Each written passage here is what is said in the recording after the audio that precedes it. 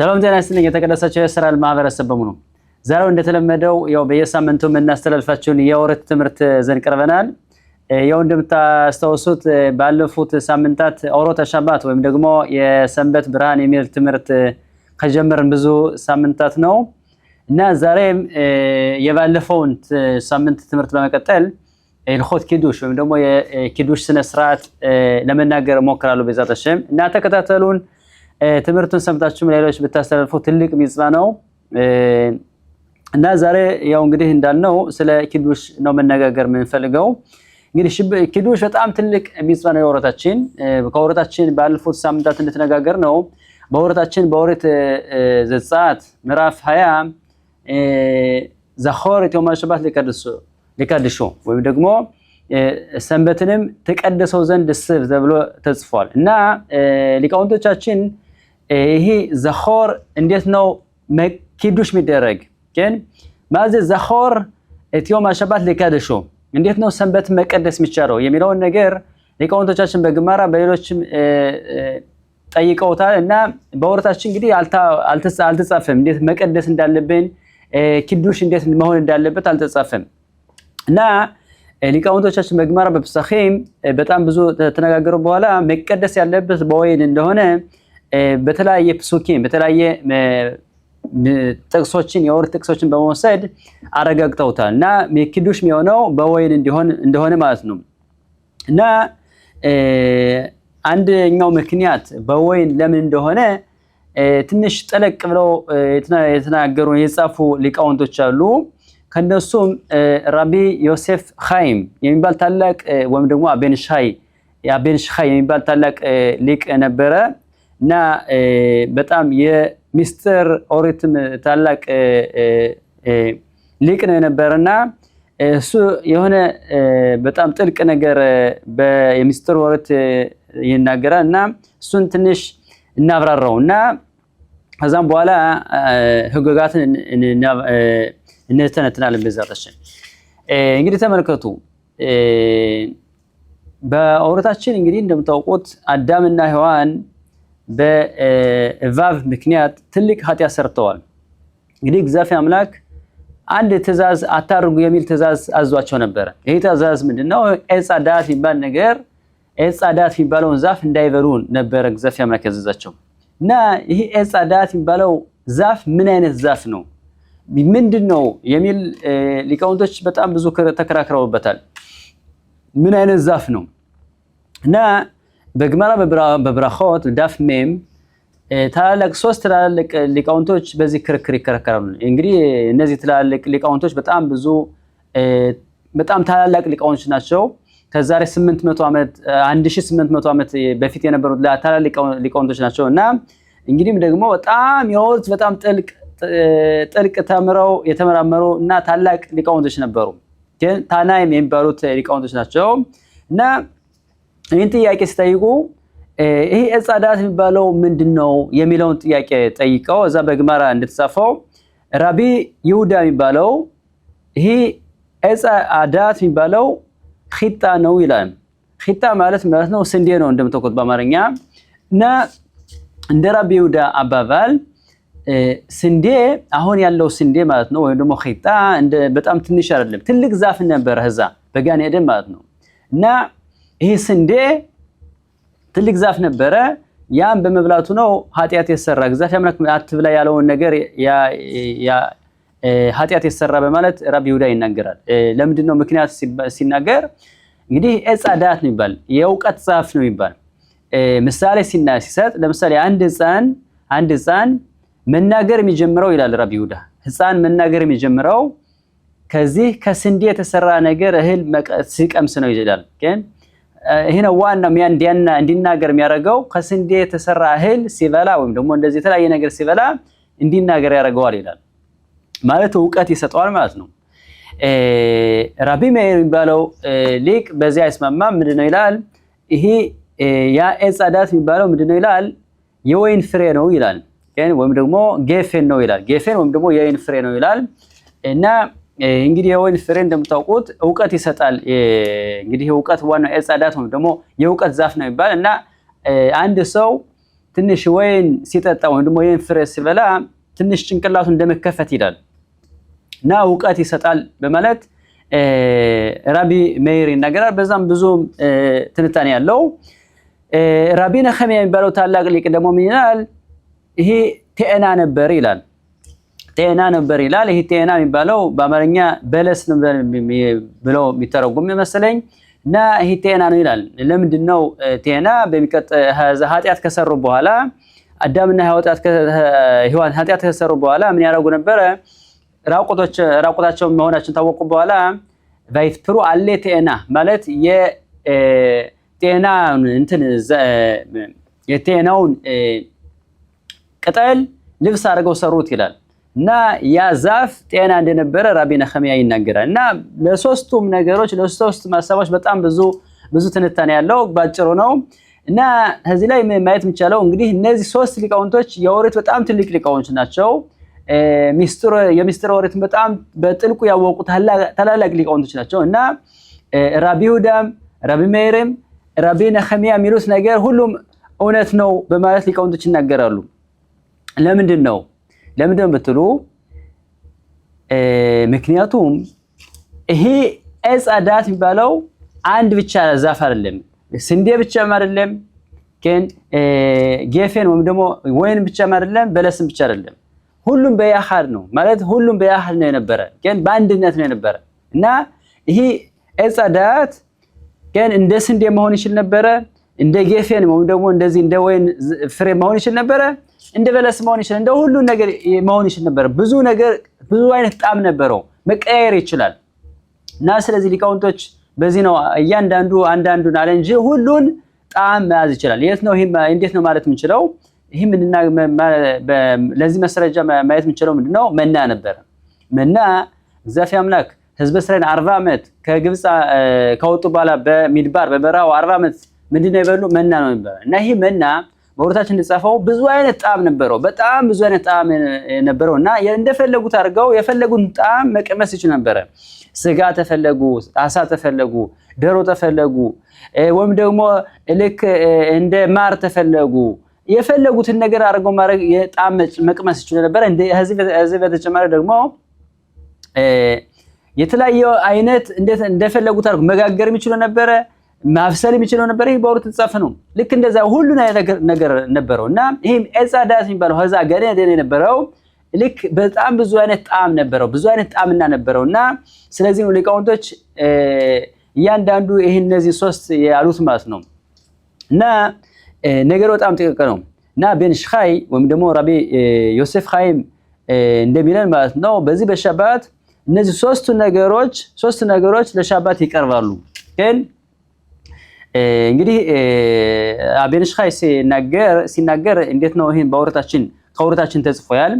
እንግዲህ ሔዋን እባቡ ታታለለት በኋላ ምን አየሽ? በኦሪታችን ተጻፈ ባቴሪ አይሻ ማለት ሔዋን ናት።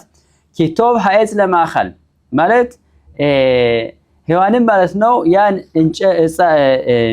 ዛፉን በጣም ለምግብ በጣም ጥሩ እንደሆነ አየች። በኪታባሁ ለናይም ግን ስታየው በጣም ያስደስት ነበረ። ቢነኽማድ ሀኤጽ ላስኪን ሶስት ነገሮች ነበሩ። አንደኛ ማአኻል፣ ሁለተኛ ሲያዩት በጣም ደስ ይል ነበር፣ ላይን በጣም ይስብ ነበረ። ሶስተኛ ደግሞ ለሐስኪል ጭንቅላት ይከፍት ነበረ። እዛም በኋላ ምን ባቲካክ ሚፒሮ ባቶኻል እዛም በኋላ ዛፉ ወስዳ በላች ይላል። እና እንግዲህ ቤን ሽኻይ ሲናገር ማለት ነው ኪቶብ ሀኤጽ ለማአኻል የሚባለው ግን ማነው? ራቢ ይሁዳ ያለው ነው። ማለትም ይሄ ኺጣ ነው። ኺጣ ዋና ምግብ ምንድነው? ዋናው በዚህ ዓለም ያለው ዋናው ምግብ ምንድነው? ከስንዴ የሚሰራው ምግብ ነው እና ለምግብ በጣም ጥሩ ነው እና ስለዚህ ነው ኺጣ ነው ያለ ራቢ ይሁዳ ይላል። ኪታባሁ ለናይም ይሄ ደግሞ ሲታይ ደስ የሚለው ደግሞ ይሄ ብርሃን ነው። እንደ ብርሃን ነው። ስለዚህ ይሄ ቴና ነው ይላል። ከዛም በኋላ ሀኤጽ ላስኪል በነኽማድ ሀኤጽ ላስኪል የሚለው ደግሞ ያይን ነው ወይም ደግሞ ይሄ ጌፈን ነው ያለው ማለት ነው። ራቢ ሜይር ነው ማለት ነው። እና በአጠቃላይ ሶስቱ ነገሮች በዕፀ ዳት ነበረ እና በእነዚህ ሶስት ነገሮች በሻባት ይቀርባሉ። በሻባት ኪዱሽ ከመሆን ማለት ነው። እና ኪዱሽ ሲሆን ሶስት ነገሮች ማቅረብ ያስፈልጋል። አንደኛው ዳቦ ነው። ይሄ ኺጣው ነው፣ ስንዴው ነው። ዳቦ ከሚሰራው ከስንዴ ነው ግን እና ስለዚህ ኪዱሽ ሲሆን ማለት ነው ከሹልኻኑ ዳቦ መሆን ያስፈልጋል። ሁለት ዳቦ እንዲሆን ያስፈልጋል። ግን ይሄ ኻሎት የሚባለው ነው። ሁለተኛው ኪዱሽ የሚሆንበት ጌፌን ነው፣ ያይን ነው። በዚህ ያይን ኪዱሽ ይሆናል። ሶስተኛው ይሄ ባይን ደስ የሚል ላይን ደስ የሚለው ምንድነው? ባለፈው ሳምንት የተነጋገርነው ስለ ኔሮት ወይም ደግሞ ይሄ የሻማ የሚታየው ሻማ ነው። እንግዲህ ሶስት ነገሮችን ይጠቅሰናል ማለት ነው። እንግዲህ በአጠቃላይ ማየት የምንችለው ማለት ነው ማንኛውም ሰው ኪዱሽ ሲያደርግ ማለት ነው ማንኛውም ሰው ኪዱሽ ሲያደርግ ይሄ ዋናውን ህዝበ እስራኤል ወንትን አዳም እርሾን የመጀመሪያው አዳም የሰራውን ትልቅ ኃጢአት ይጠግናል ማለት ነው። በጣም ጥልቅ ነገር ነው። ይሄ የሚስጥር ጉዳይ ነው፣ የሚስጥር ወሬት ነው እና ግን ማየት የሚቻለው ምንድነው ነገር በጣም ጥልቅ መሆኑ ነው ማለት ነው። እና ስለዚህ ነው ሊቃውንቶቻችን ኪዱሽ የሚሆነው በምንድነው አሉ? ዘኸወረት የውመ ሸባት ለካድሾ ኪዱሽ የሚሆነው በወይን ነው አሉ ማለት ነው። ወይን መሆን ኪዱሽ ይሆናል።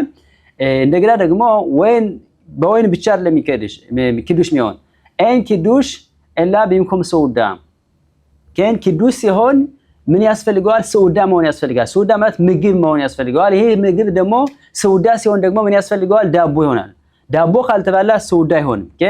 እና ሰውዳ የሚባለው እንግዲህ መጀመሪያ እጅ ይታጠባል፣ እዛም በኋላ ዳቦ ይቆረሳል። ዳቦ ተቆረሰ በኋላ መጨረሻ ቢርከት አማዙን ይባረካል። እና እነዚህ ነው። እና ከዛ ደግሞ በተጨማሪ ባለፈው ሳምንት እንድትነጋገር ነው ከዛ ሹልኻኑ ወይም ደግሞ ሹልኻኑ አጠገብ ምን ያስፈልጋል? ኔሮት ያስፈልጋል። ኔሮት ወይም ደግሞ ይሄ ሻማ ያለው ማለት ነው። ይሄ ሲታይ በጣም እንዲያስደስት ነው ማለት ነው። እና ይሄ ሁሉ የሚያደርገው ይሄ ነገር የሚያሳየው ምንድነው? ማንኛውም ይሁዲ በኪዱሽ ሲያደርግ ማለት ነው ለሻባት ኪዱሽ ሲያደርግ አዳም እና ሔዋን የሰሩትን ትልቅ ኃጢአት በዛ ይጠገናል ማለት ነው። ነገር በጣም ጥልቅ ነው ማለት ነው። እና ከዚህ ላይ እንዳልነው ኪዱሽ ሲሆን ምንድነው የሚሆን? ኪዱሽ ሲሆን በያይን ነው። እና ዋናው ማንኛውም ሰው ሻባት ከመግባቱ በፊት በወይን ተቤት ወይን እንዲኖረው ያስፈልጋል። ወይን ማዘጋጀት ያስፈልጋል።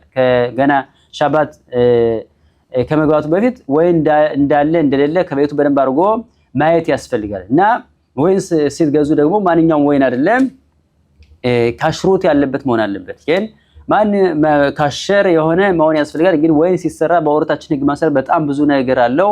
በወይን ሲሰራ በጣም ልዩ አዘጋጅት ስርዓት አለው። የሚሰራው ሰው የጻድቃን መሆን አለባቸው። ማለትም ቶራ የሚጠብቁ ሰዎች መሆን አለባቸው። የአሰራር ስርዓት አለው። ማንም ሰው ይሁዲ ያልሆነ ሰው እዛ መንካት አይችልም። ይሁዲ ያልሆነ ሰው ወይን ማዘጋጀት አይችልም። እንደገና ደግሞ በጣም ብዙ ስርዓት አለው፣ የአሰራር ስርዓት አለው። እና ወይኑ ኪዱሽ የሚሆንበት ወይን ካሽሩት ልዩ ካሽሩት እንዲሆን ያስፈልጋል። እና በዚህ በሀገራችን የወይን ጉዳይ በጣም ጥልቅ እንትን አለው፣ ፒኳክ አለው፣ ቁጥጥር አለው። ለምንድነው? በጣም ብዙ ጥንቃቄ ስለሚያስፈልገው ነው ማለት ነው። እና በሀገራችን በእስራኤል ሀገር ምንም ችግር የለም። በአውኻሽን በየትኛውም ቦታ ለኪዱሽ ወይን ማግኘት ይቻላል።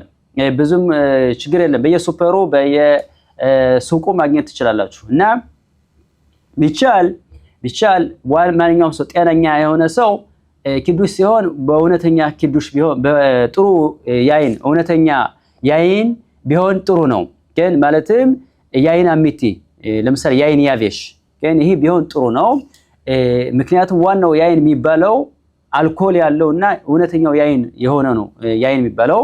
ካልሆነ ግን ይሄ የሚችል ከሆነ ጤና ያለው ሰው ራሱን ማያመው የሚያስደስተው ጣጦ የሚያስደስተው ሰው እንደዚህ ቢያደርግ ጥሩ ነው። ነገር ግን የሚከብደው ሰው ካለ ያይን ትሮሽ አለ ሚጻናቪ ማለትም እንትኑን የወይንን ፍሬ ጨምቀው ግን ሚጽ አርገው ጭማቂ አርገው የሚሰሩት አለ። ይሄም ካሽሩት አለው። ሚጽ ያይን አለ ቲሮሽ ይባላል። በዛም ኪዱሽ ማድረግ ይቻላል።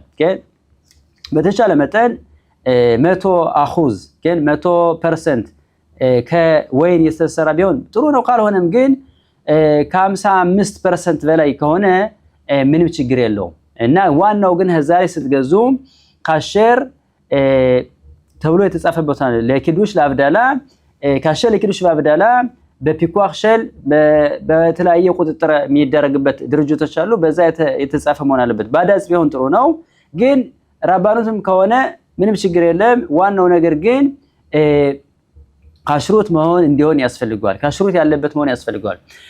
ወይን የሚሆነው በኪዱሽ የሚሆንበት ወይን ቀይ ቢሆን ጥሩ ነው፣ ይመረጣል። ዋናው ወይን የሚባለው ቀዩ ነው። ቀዩ ነው ወይን የሚባለው በመጽሐፉም እንደተጻፈው አልትሬ ኪያይን ኪታዳም አልትሬ ያይን ኪታዳም ማለትም ወይን በመጽሐፉ ተጻፈው አዶም ነው፣ ወይም ደግሞ አዶም ማለት ቀይ ነው እና ቀዩ ነው ወይን የሚባለው። ነገር ግን የተቤታችሁ ከሌላችሁ ወይም ደግሞ በጣም አትወዱስ ከሆነ በነጩም ማድረግ ትችላላችሁ። በነጩ ወይንም ቅዱስ ማድረግ ይችላል። ዋናው ግን ቢቻል በቀዩ ቢሆን በጣም የተመረጠ ይሆናል። እንግዲህ ይሄ የአይን ጉዳይ ነው እና ማንኛውም ሰው የተለያየ ወይን አለ ቅድም እንዳልነው። ዋናው ግን ካሽሩትን በደንብ አድርጋችሁ ማየት ያስፈልጋችኋል። እዛም በኋላ በፈለጋችሁት አይነት ካሽሩት ካለው በፈለጋችሁት አይነት ማድረግ ይችላል። ቅድም እንዳልነው ቀይ ቢሆን ጥሩ ነው፣ ይመረጣል። እውነተኛ ወይን ቢሆን ይመረጣል። ካልሆነ ግን ቅድም እንዳልነው በቲሮሽም ማድረግ ይቻላል። እንዲሁም ደግሞ በነጭም ከሚከብዳችሁ ከሆነ ወይም ከሌላችሁ በነጭም ወይን ማድረግ ይቻላል። እንግዲህ በወይን ጉዳይ ነው። ከዛ በተጨማሪ እንግዲህ ማወቅ የሚያስፈልገው ባለፈው ሳምንት እንደተናገረው ኪዱሽ የሚደረግበት ዋንጫ ወይም ደግሞ ኮስ በጣም ጥሩ ቢሆን ይመረጣል። ግን አንዳንድ ሰዎች እንኳን ገንዘብ ያላቸው ባለሀብት የሆኑ ሰዎች በኮስቸር ኬሴፍ ወይም ደግሞ ማለት የብር ያረጋሉ። ዋናው ባለፉት ሳምንታት ጀምሮ የምንነጋገረው እንግዲህ የሻባት ጉዳይ የተከበረ ውድ ቢሆን በጣም ጥሩ ነው። በተቻለ መጠን ግን አሁን በሁሉም ቦታ በጣም ብዙ የሚያማምር አይነት ኮስት አለ። ያን ወስዳችሁ በኮስ ማድረግ ይቻላል። ኪዱሽ ከመሆኑ በፊት ምን ያስፈልጋል? በደንብ አድርጎ መታጠብ፣ ኮሱን ማጠብ ያስፈልገዋል። የተለያየ ሊኽሉኽ ወይም ደግሞ ቆሻሻ እንዳይኖረው ማለት ነው። እንግዲህ ኪዱሽ የሚያደርገው ማን ነው? ኪዱሽ የሚያደርገው የቤቱ ባለቤት ነው። ግን የቤቱ ባለቤት ኪዱሽ በማድረግ ሁሉም ቤተሰብ በመሰብሰብ ለሁሉም ሰው ኪዱሽ ያደርጋል። እሱ ኪዱሽ ካረገ እንግዲህ ሲያደርግ ሁሉም ሰው በጥሞና ማዳመጥ አለበት። ግን ኪዱሽ ሲሆን ኪዱሽ የተደረገ መናገርም ክልክል ነው። ከመጀመሪያ እስከ መጨረሻው ማለት ነው ቆሞ ኪዱሽ ይደረጋል። ግን መቆም ያስፈልጋል። ቆሞ ነው ያው የምንናገረው ስለ ምሽት በሚደረገው ኪዱሽ ነው እና ቆሞ ኪዱሽ ይደረጋል በስርዓት። ሁሉም ኪዱሽ ሲያደርግ ሁሉም ዝም ይላል ማለት በጥሞና ያዳምጣል። ከዛም በኋላ ከመጀመሪያው እስከ መጨረሻው መናገር ክልክል ነው። ከዛም በኋላ እንግዲህ ዋናው ኪዱሽ የሚያደርገው ሰውዬ ተቀምጦ ይጠጣል። ግን እንዲሁም ሌሎችም ከቤተሰቡ አባሎችም ማለት ነው ሁሉም ሰው ቢቀምሱ ጥሩ ነው። ግን የሚከብደው ካለ ማቅመስ ማይፈልግ ካለ ግዴታ ያለበት ዋናው ኪዱሽን መቅመስ ያለበት ማነው? የሚጠጣው ሰውዬ ነው ማለት ኪዱሽ ያደረገው ሰው እሱ መጠጣት አለበት። ቢያንስ አንድ ጉንጭ የሚሞላ ሙሎ ልጉማም ይባላል በዕብራይስጥ። ግን አንድ ረቪት ይባላል ወደ ሙሎ ልጉማም ይባላል። ያን መጠጣት ያስፈልገዋል። ግን ቢያንስ አንደኛው ጉንጭ እስከሚሞላ አድርጎ ማለት ነው እና የቤት ባለቤት ከሌለ ግን ወንድየው ከሌለ ሴቷ ማድረግ ትችላለች። ግን ሴቷ የቤቷ ባለቤት ማድረግ ትችላለች። እንዲሁም ደግሞ ባል የሌላት ሴት ብቻዋን የምትኖር ሴት ራሷ ኪዱሽ አርጋ ለራሷ ለልጆቿም ኪዱሽ ማድረግ ትችላለች። አንዳንድ ሴቶች ለምሳሌ ባል የሌላቸው ወይም ደግሞ ልክ እንደዚህ አይነት ያላቸው ማይችሉ ለልጆቻቸው ኪዱሽ እንዲያደርጉ ይፈቅዳሉ። ግን ማለትም ልጁ 13 ዓመት ካለፈው ወንድ ልጅ ማለት ነው 13 ዓመት ካለፈው ኪዱሽ ማድረግ ይችላል። እንዲሁም ደግሞ ሴት 12 ዓመት ካለፋት ኪዱሽ ማድረግ ትችላለች። እና አንዳንድ ሰዎች ማለት ነው በተለይ በእኛ በኢትዮጵያ ይሁዳውያን የሚከብዳችሁ ኪዱሽ በዕብራይስጥ ኪዱሽ ማድረግ የሚከብዳችሁ ካለ ልጆች ኪዱሽ ማድረግ ይችላሉ። ዋናው ግን ወንዶች ከ13 ዓመት በላይ መሆን አለባቸው። ሴቶች ከ12 ዓመት በላይ መሆን አለባቸው። በስርዓቱን በደንብ አድርጎ ተተማሩ እነሱም ኪዱሽ ማድረግ አድርገው ሁሉም ቤተሰቡን መፍታት ይችላሉ፣ ለሁሉም ቤተሰብ ማውጣት ይችላሉ ማለት ነው። እና ይሄ በደንብ አድርገን ማወቅ ያስፈልገናል። ኪዱሽ እንግዲህ ቅድም እንዳልነው ትንሽ ለአብዛኞቻችሁ ለኢትዮጵያ በህብረተሰባችን የሚከብዳቸው ይሆናል በዕብራይስጥ ስለሆነ ማለት ነው። ስለዚህ በአማርኛ ማድረግ ይቻላል። ኪዱሽ በአማርኛ ማድረግ ይቻላል። አራብ መናኸም ቫልድማን የተለያየ በአማርኛ ሲዱር አመጣው ነበረ እና ደግሞ በአማርኛም ሲዱሩም የተተረጎማለ እና ኪዱሽ በአማርኛ ማድረግ ይቻላል። ግን ኪዱሽ ብቻ አይደለም፣ ግን ማንኛውም ጸሎትም ቢሆን በአማርኛ መጸለይ ይችላል። ግን ወደ አማርኛ ዕብራይስጥ ወደ አማርኛ ተቀየረ፣ በስርዓቱ ተተረጎመ። ያን ትርጉም በዛ ትርጉም መጸለም ይቻላል፣ በዛ ትርጉም ቢርካታ ማዘዝ ማድረግ ይቻላል፣ በዛ ትርጉም ኪዱሽ ማድረግ ይቻላል ማለት ነው። እና በአማርኛ መታነቡ ማንበብ የምትችሉ ከሆነ እና ዕብራይስጥ የሚከብዳችሁ ከሆነ በአማርኛ ኪዱሽ ማድረግ ትችላላችሁ፣ ምንም ችግር የለም። አባል በደንብ አድርጎ በስርዓቱ የተተረጎመ መሆን አለበት ማለት ነው። እና ዋናው ማወቅ የሚያስፈልገው ነገር ምንድነው? ስርዓቱን ተተማሩ በኋላ ያው ኪዱሽን በስርዓቱ ማድረግ ያስፈልጋል ማለት ነው። አባል ነገር ግን በዕብራይስጡ ምትችሉ ከሆነ ዕብራይስጥ ማንበብ ምትችሉ ከሆነ አፊሉ ባይገባችሁ ማለት ነው፣ በደንብ አድርጋችሁ ማንበብ ተቻላችሁ፣ አፊሉ ባይገባችሁም በዕብራይስጡ ማድረግ ትችላላችሁ። እንዲሁም ደግሞ ልጃችሁ ኪዱሽ ማድረግ ከቻለ ኪዱሽ የሚያደርግላችሁ ከሆነ እናንተ ባይገባችሁም ማለት ነው፣ ማይገባ ሰው ካለ በዕብራይስጡ ቃል ማይገባ ሰው ካለ ግን ምንም ችግር የለም፣ በዕብራይስጡ ግዴታውን ትወጣላችሁ ማለት ነው። እና ኪዱሽ በጣም ትልቅ ሚጽዋ ነው፣ ይህን ማወቅ ያስፈልጋል። ጥያቄ ለምሳሌ አንድ ሰው አለ፣ ጎረቤት ሰዎች አሉ እና እነዛ ጎረቤቶች ባልና ሚስት ናቸው እና እንግዲህ ማንበብ ይከብዳቸዋል፣ ማንበብ አይችሉም። እና ያ ሰውዬ ለጎረቤቶች ሄዶ ኪዱሽ አድርጎ ከዛም በኋላ እንደገና ተመልሶ ተቤቱ ኪዱሽ ማድረግ ይችላል ወይስ አይችልም የሚል ጥያቄ አለ። መልሱ እንግዲህ እንደዚህ ነው፣ ማድረግ ይችላል። ማለትም እንግዲህ ለምሳሌ እነዛ ጎረቤቶቹ ሄዶ ኪዱሽ ካረገ በኋላ ያን እንግዲህ ኪዱሽ ሲያረግ እሱ አይቀምሰውም፣ የሚቀምሰው ማን ነው?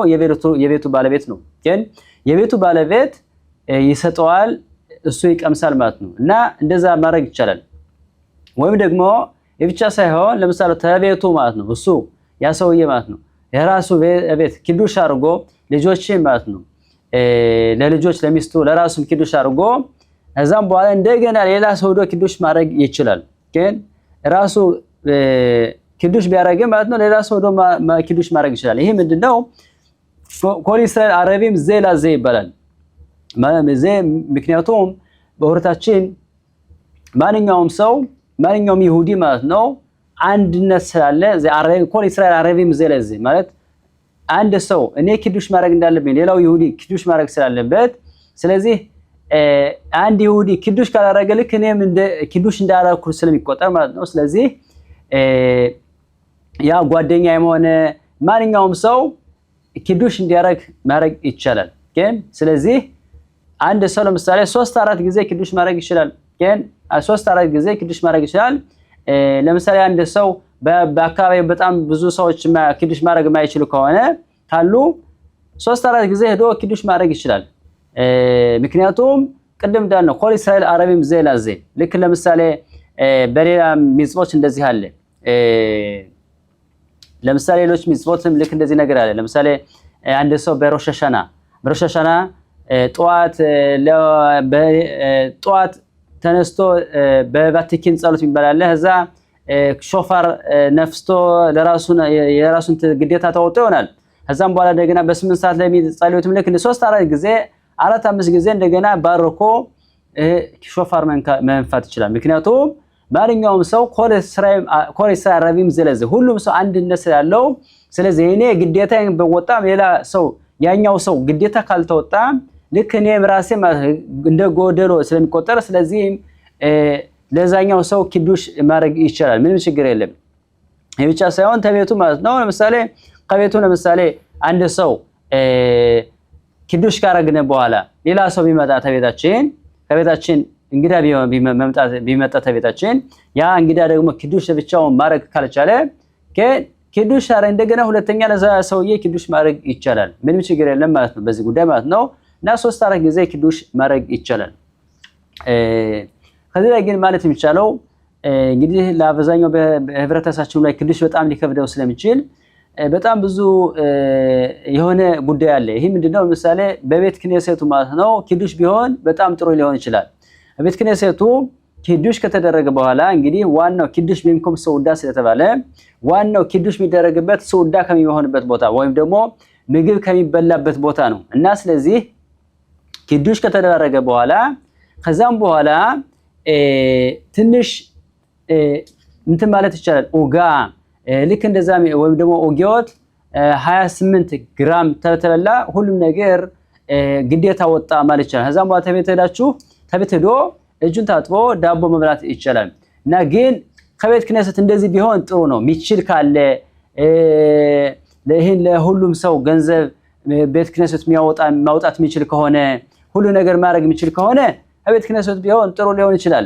ለማለት ለሚከብዳቸው ኪዱሽ ለማድረግ ለሚከብዳቸው ሰዎች ወይም ደግሞ እንደዚህ ቤተሰብ ለሌላቸው ልጆች ከሌላቸው ይሄን ነገር የሚያላቸው ማለት ነው። ነገር ግን ከቤታችሁም ቅድም እንዳልነው በተለያየ አይነት ዘዴ ግዴታውን ማወጣት ይቻላል ማለት ነው። ሌላው ነገር እንግዲህ ምንድነው ማወቅ የሚያስፈልገው ከኪዱሽ በፊት ከጸሎት ከተመለስን በኋላ ከኪዱሽ በፊት ኪዱሽ ከማድረጋችን በፊት ብዙ እንትን መብላትም አይቻልም መጠጣትም አይቻልም። እንግዲህ ፀሐይ ከገባች በኋላ ጨረቃ ፀሐይ ተገባች በኋላ ማለት ነው። ከዛም በኋላ እንግዲህ ከቤት ከተመለስን በኋላ ጸሎት ከተመለስን በኋላ መብላት መጠጣት አይቻልም። ዋናው እንግዲህ ወዲያው ሄዶ ኪዱሽ አድርጎ ከዛም በኋላ ኪዱሽ ከተደረገ በኋላ እጅ ታጥቦ ዳቦ ተቆረሰ በኋላ መብላትን መጠጣትም ይቻላል። ሁሉ ነገር ማድረግ ይቻላል። ዋናው ነገር እንግዲህ ለሰንበት ክብር ለማድረግ ማለት ነው። ለሰንበት ክብር እንድንፈጥነን እንድናረግ ማለት ነው። በዝርዝት እንድናረገው ማለት ነው፣ እንድንፈጽመው ማለት ነው። ስለዚህ ነው መጀመሪያ መብላት መጠጣት አይቻልም ኪዱሽ ከማድረጋችን በፊት ማለት ነው። እና ይሄ በጣም ትልቅ ሚጽዋ ነው። ይሄ ሁሉ ደግሞ ለሰንበት ክብር ለመስጠት ማለት ነው።